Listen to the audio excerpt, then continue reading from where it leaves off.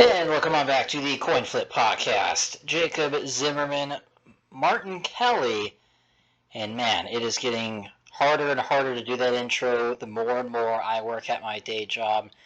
Martin, I'm sure you are busy just like I am, and I don't get a ton of social interaction outside of my sports radio job. So Martin, it is a pleasure to talk to you, and it is especially a pleasure to talk to you on the night or the night of the 14th, the morning of the 15th, going into the first day of the NBA playoffs. Martin, I've been waiting a year for this.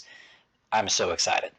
Yeah, you are excited about this. I can hear it in your voice. You're excited about the NBA playoffs. I'm excited about the NBA playoffs. I'm also excited about another sport. The NHL playoffs are going to start on Saturday as well. So lots of sports are going to be happening this weekend, and it's going to be a lot of fun. So this one between the NBA playoffs, it'll be interesting to see who comes out.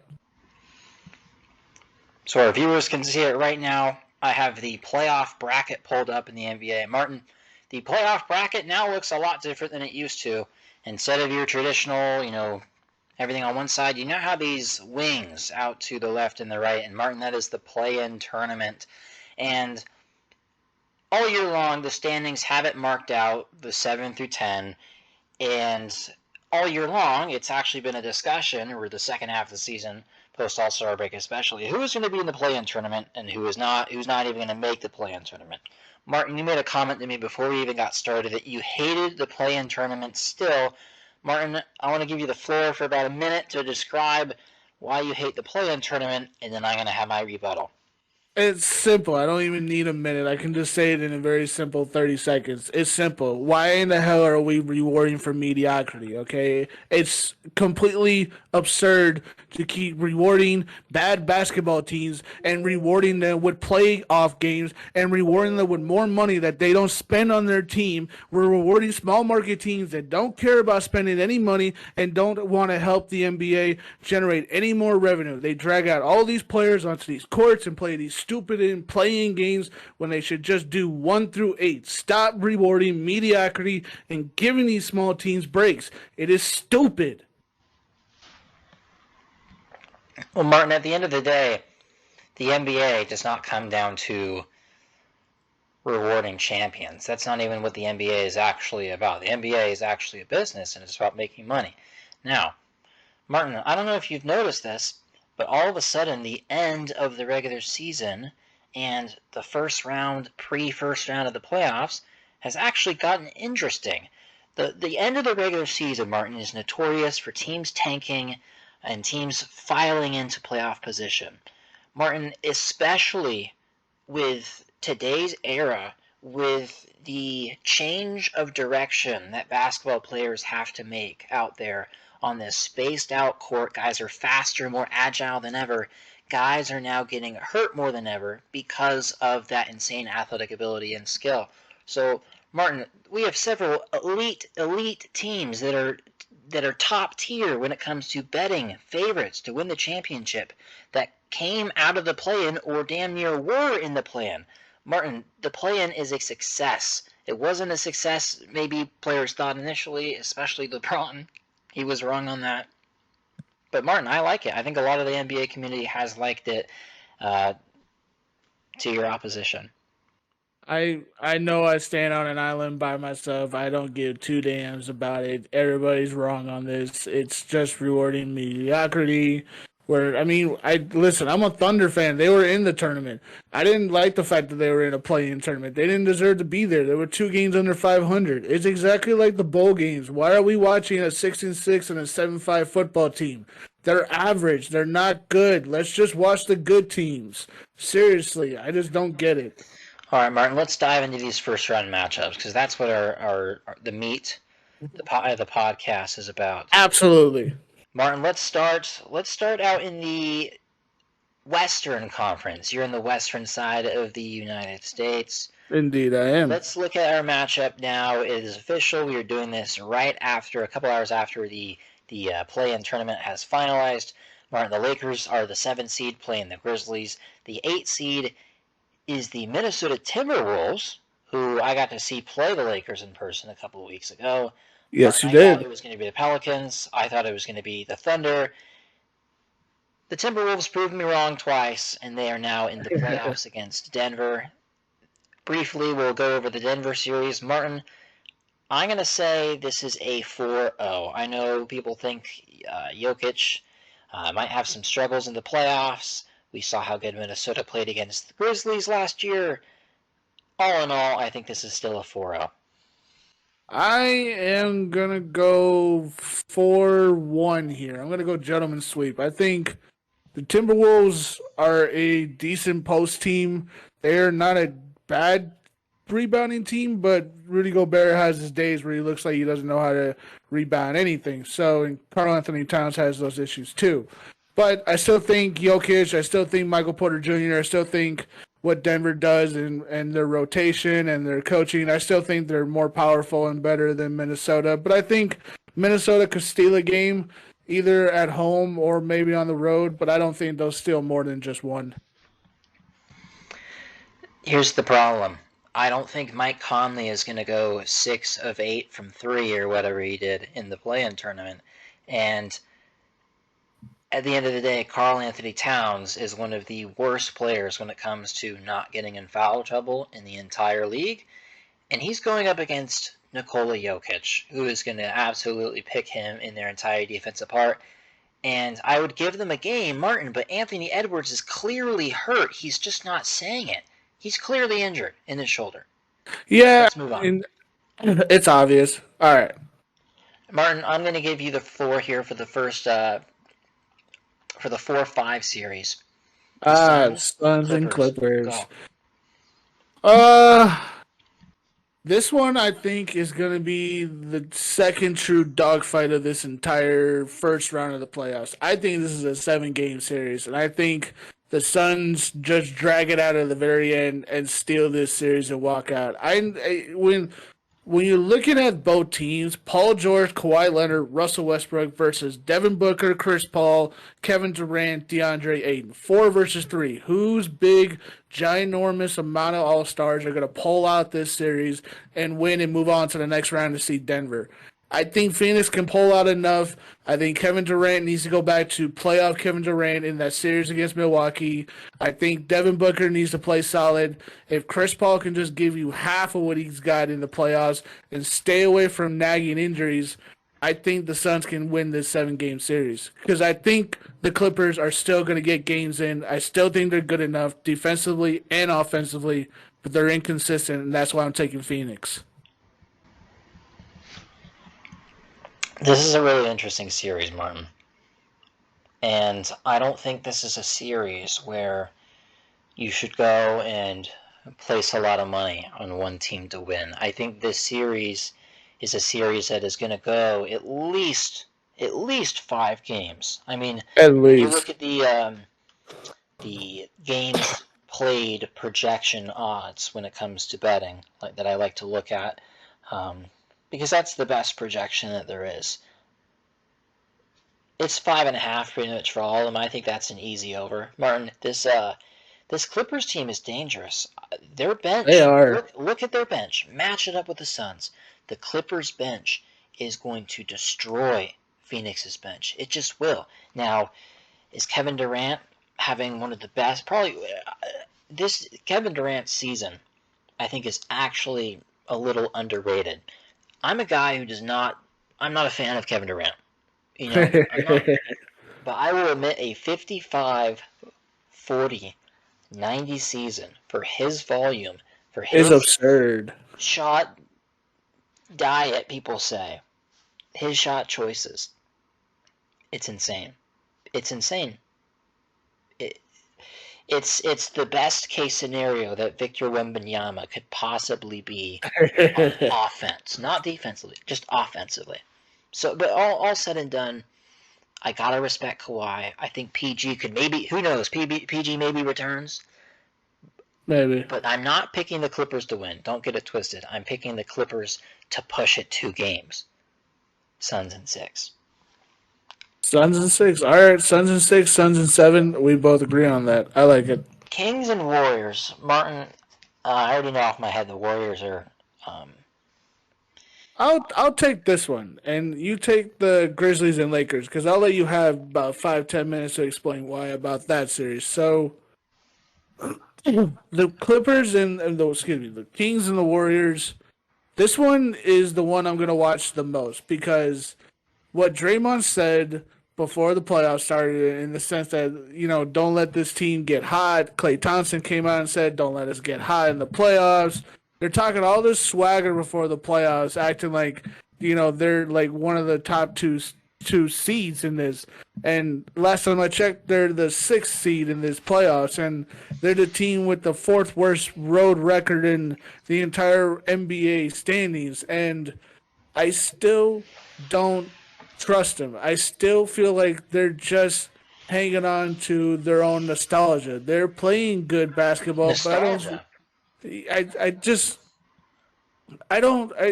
Martin, I This feel. graduated. I graduated college last year. I wouldn't necessarily call that great nostalgia from the past. I'd call that a recent event. You're absolutely right, but even in that series against the Celtics, if the Celtics don't have their inconsistencies when it comes to offensively, the Celtics probably win that series and steal it from the Warriors, Okay. even though the Warriors were amazing in that series at the same time. I trust the Kings in this series. I think Mike Brown will find a way to get around Steve Kerr and the Golden State Warriors. I think the Kings are the better team in this series. I think everybody's underrating them because this is their first time in the playoffs and they have no experience versus the team that has the most experience. So I get that perspective, but I'm Who are you taking the picking? Kings. I'm taking the Kings. In how Kings in many six. games? Six. Wow. Martin, honestly, this is where we are going to disagree the most by far out of any I can series. accept that. I can totally accept that. Point it out. I got the Warriors in five. I got the Warriors in five Whoa. games. I think honestly, Whoa. the Warriors Okay. can flip a switch that they just don't necessarily choose to flip. Martin, as bad as they've been on the road, guess what? All they have to do is win one road game in the playoffs. And if they win all their home games, they win the series. That's it. Andrew Wiggins is coming back. He's a difference maker. He's gonna be rested. I hope he has that fire under him for his personal reasons. Steph Curry, Klay Thompson, Draymond Green. They find a way to be hungry. Now, the X factor is going to be De'Aaron Fox. Can he play like he was playing in a clutch time in the regular season, now in the postseason? If he can do that, the Kings have a chance. If not, this one is donezo. Warriors in 5. I'm telling you, you're making a grave mistake. These Kings are better than you think. The 2 versus 7. Oh, I'll the let 2 you. versus 7. I'll let you have the floor for this one. I'll let you have the floor. Martin, you've known me for how long now? 4 5 years, years? buddy. 4 or 5 Five. years? 5 years, bud. And I have been consistent on LeBron the whole time. Absolutely. I wouldn't call you a bandwagon LeBron fan. I would call you one of the most loyal, one of the most trustworthy, and one of the most respectable LeBron James fans I know. So, Martin, I don't give up on what I've seen consistently happen over the course of time. And as old as he is, even though he's not jumping as high, as far, not giving his max effort on defenses consistently, maybe not putting everything he has that he used to into these passes. But Martin, he's developed a different level in his mind to where psychologically he is just going to pick the Memphis Grizzlies apart. Now, Dylan Brooks is going to meet his match. He's had some good regular season numbers, but those are regular season numbers, and it's playoff time. And at the end of the day, Jaren Jackson Jr. is going to get in too much foul trouble. The Lakers, by a significant margin, have the best free throw differential in the league, meaning they are the best in the league at attacking and drawing free throws. And Martin, in the regular season, they would let dudes blow right by him and let him score. And so they don't give up they don't foul a ton. And over the course of many games, it has paid off. Now, if they can get to the line, I think they will. If they put Jaren Jackson Jr. in foul trouble, I think they will. Will Ja Morant have some struggles shooting the basketball from the outside? I think he will. Will they miss Steven Adams, Brandon Clark? Yes. Do I see Desmond Bane shooting lights out every single night? I don't know if I do. And at the end of the day, I think the Lakers have it in them to flip that switch. AD has that dog in him somewhere. I know he does. He's the most disrespected player alongside LeBron in the entire NBA. And I can't wait to see them do it again. Are they going to win Game 1? I don't know.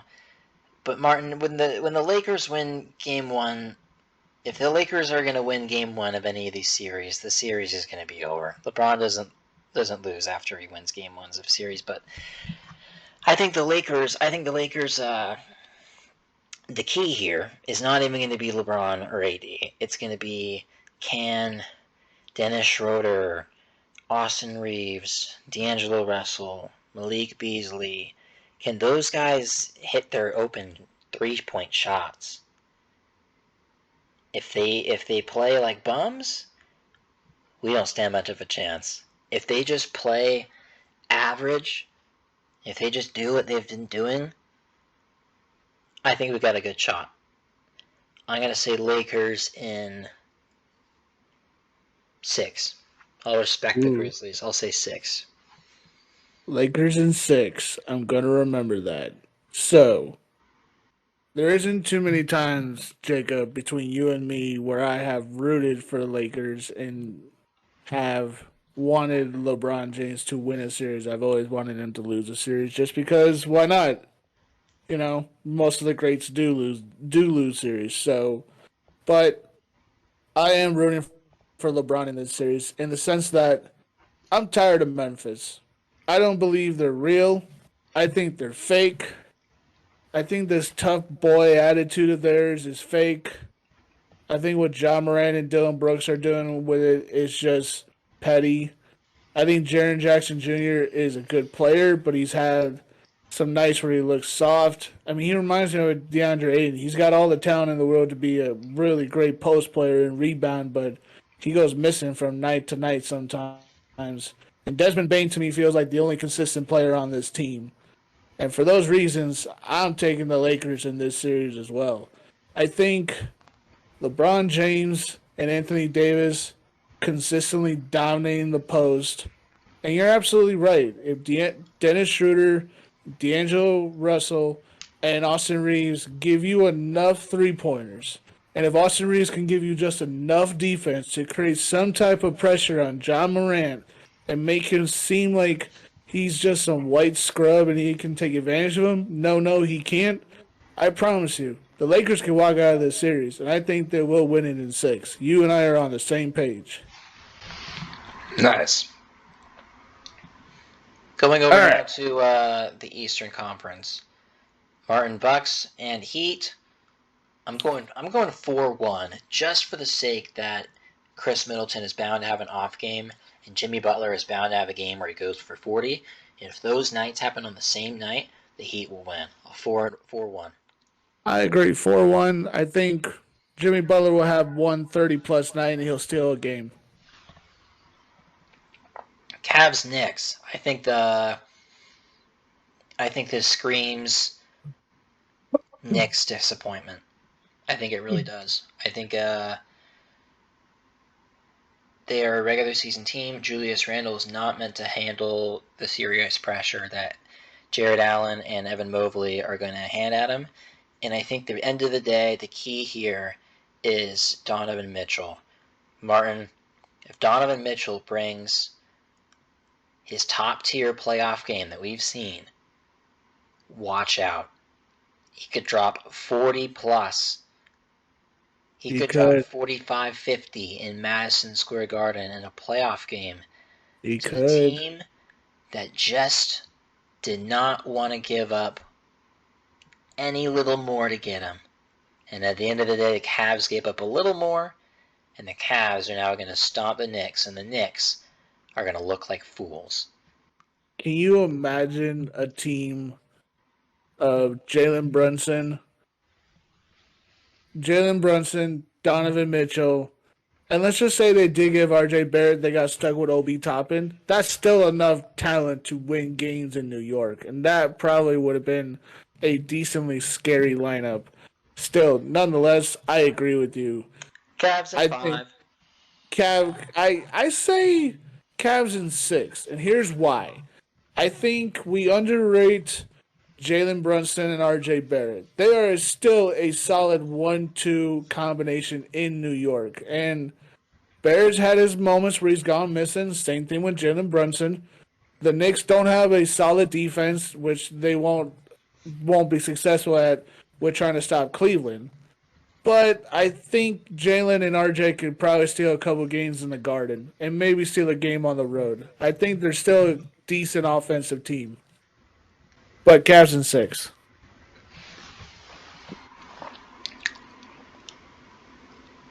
The 76ers. The Nets.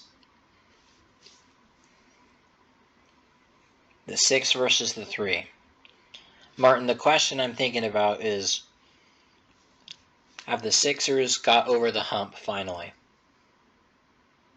Have they finally gotten over their playoff failures? Has James Harden got it together? Is he healthy? Is Joel Embiid got it together? Is he healthy? Can Tyrese Maxey really truly be that third star? I don't know. Now, they're going to beat the Nets. They're going to get by them. I'm going to go, it's tough, but I'm going to respect the Nets. I'm going to say Sixers in 6. So I remember when the Kevin Durant trade went down. I remember all the picks that and the players that gave out to go to Brooklyn for Kevin Durant. And my first thought was, is I'm seeing the news is the Brooklyn Nets are not going to be a terrible basketball team because they got Cam Johnson and Mikal Bridges, who are two solid defenders and players who can shoot and make buckets.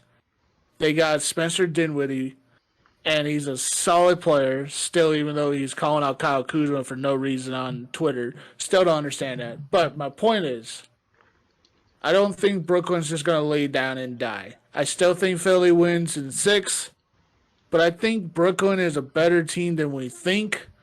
And honestly, Jacob, I would not be surprised if this was the upset series of the entire playoffs.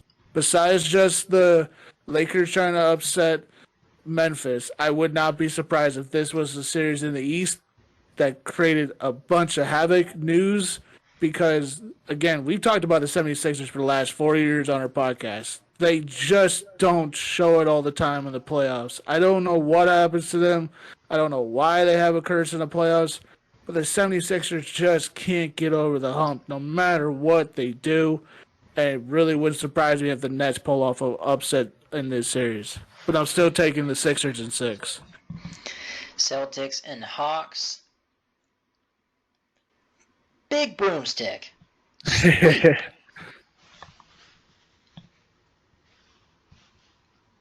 uh, I say Celtics in 5. I don't even think.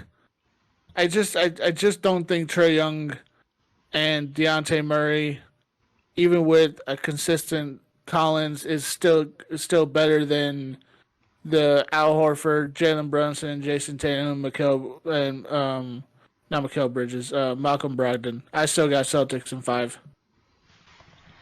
Martin, it's time for our final mini segment.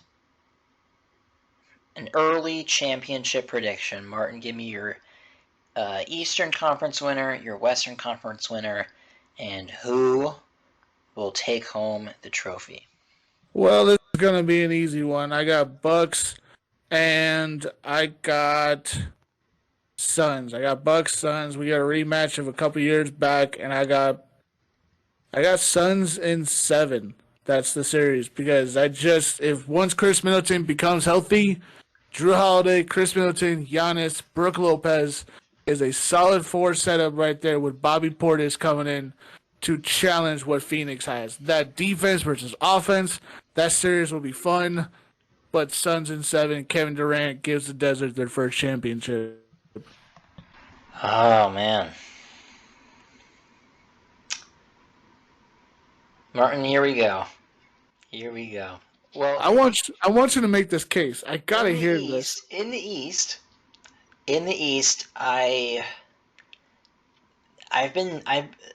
I've leaned Bucks for the last couple of years. I think I picked the Bucks in a podcast with you to make Yes, the you did. finals back in like 2019 or 2020 or something. I know I remember doing that. Martin, there's something about the Celtics that I really like, and something about the Bucks that kind of concerns me just a bit that nobody's really talking about. And the Bucks are a super well-oiled machine in the regular season. The difference is in the playoffs is that Chris Middleton, his run was underrated the year they won the championship. And for Giannis to truly be Giannis Antetokounmpo, 50-point per game Giannis in the finals, there has to be someone like Chris Middleton that is so respectable to where you can't just entirely focus on Giannis, to where you can't really even build a wall because Chris Middleton is so good off the pick and roll. And Drew Holiday is also becoming the offensive player he is. The problem is that Middleton's been hurt. And I don't know if we're going to get a 2021 Chris Middleton. The Celtics are nice. Jaylen Brown, I fear that guy in playoffs. I do. But at the end of the day, I don't know if Jason Tatum is quite going to be on the level of a top 5 player to get it done. And so I would go with Bucks in 7 in that series. Out west, Suns and Nuggets will take it up top. And Martin, I honestly think by that time, either the Suns will win and they're wounded, meaning KD is hurt, D-Book is hurt, or CP3 is hurt, or Denver gets by them. One of those two things happens. The bottom of the bracket, I think the Lakers and the Warriors in a playoff series would probably be one of the most viewed series in recent history. The Warriors, I think, have an opportunity to really test Draymond Green. How good are you still, old fella, on defense? How good are you? Can Anthony Davis eat him alive? Can LeBron James eat him alive? The Warriors are going to score. Can Andrew Wiggins slow down LeBron? He's probably one of the guys who could maybe give him a couple fits. But at the end of the day, I could see the Lakers getting past them as well. Martin, if the Lakers meet up with the Denver Nuggets or a wounded Phoenix Suns, they're getting to the finals. They beat the Nuggets before. They can beat them again. The Nuggets as a team, as a constructed team, they might be a little bit better, but they are not a little bit better enough to beat the Lakers, who have beat them before. If it's the Suns, and they're fully healthy, yeah, they might outscore the Lakers. That would be the only way I could. That'd be the highest chance I could see the Lakers losing. But I think there's no way the Suns are healthy by that point.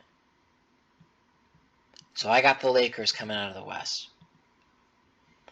Martin, who is the best matchup for Giannis Antetokounmpo in the NBA? It's Anthony Davis. It is Anthony Davis. There is not another person on this planet that can guard Giannis like Anthony Davis knows he can. You also got LeBron there. He can switch on to Giannis. He can. I think the Lakers have a really good matchup. They match up very well with every single team in the entire NBA. If their role players can come out, if LeBron has another run in him, like I truly believe he does, and if AD can just stay on the floor, LeBron will be wearing his 5th ring, and I don't want to hear anybody say LeBron is not the greatest of all time. Even if that happened, I would never, ever, ever, ever admit that. So that ain't happening. But and because you've chosen that, you are eliminated the conversation. You know what, Jacob? That was. So there you go. I'm getting ahead of it before the Lakers become 2023 champions. It'll be in recording. Hey, listen, you know what? That was amazing to listen to. You presented a very, very, very factual and viable case that I can honestly see happening in the NBA playoffs. Dude, I can't think of a playoff bracket in a long time that has been this wacky. And what I mean by that This open for the taking, Martin, in this juicy matchup. Not for the opening or for the taking. That's not what I mean, Jacob. When I look at the Western Conference specifically, how many years do we really look at a Western Conference standings and go, "Oh my God, that's a dangerous team"? I mean, look at the top 4 teams. Martin, here's the crazy part. It's so crazy. Nobody's even talking about that Russ and KD are matching up with each other in the first round. We're all talking about that. And LeBron can match up in the second round. That they likely will.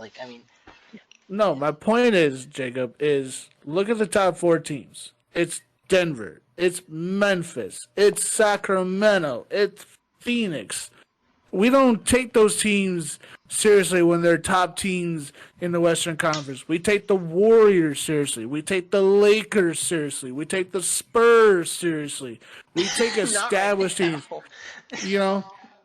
That perspective is why the Suns, is why the Warriors, is why the Lakers are getting all this buzz of possibly being upset teams in the first round, because nobody vibes that these small market top-seeded teams are going to do anything against these low-seeded, heavy, expensive basketball teams. That's why we're having these conversations in the Western Conference. When it comes to the East, it's pretty much cut and dry. I mean, obviously the Bucks, the Celtics, and the 76ers and the Cavs have been the 4 best teams in the Eastern Conference all year. It's just what's determining which one was going to be where.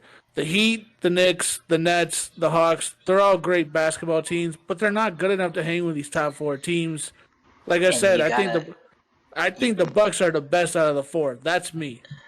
You gotta pray that you hit your shots. This is a make or miss league. Of course There's it is. so much game plan that goes into basketball, and by all means, there is a ton that you can do to control a game outside of making or missing a shot. Absolutely. In the NBA, when it's that close of a margin, the game's going to come down to 1 or 2 shots. Does it rip the net? Does it clank off? I think there's going to be another buzzer beater here in these playoffs. I don't know who. We'll talk all about it when we do our NBA Finals preview after all this is said and done. And also, we're going to do a Stanley Cup preview for everybody in the listening. Stanley Cup Final and the NBA Finals. Because I watched Stanley Cup Finals last year, and it wasn't too bad. It was interesting. Absolutely. So we'll give final previews for both of those, and we'll give finals reviews for both of them as well. But that will all come up with the Coin Flip podcast down the road. Nonetheless, Jacob, it's going to be a fun first round, and I think all of our matchups, I guarantee you, I say we probably will get about 75% right. Somebody's going to upset somebody, but it's just going to determine who. Absolutely. That's Martin. I'm Jacob. Thank you for listening. Send this to your friends, and peace. Later.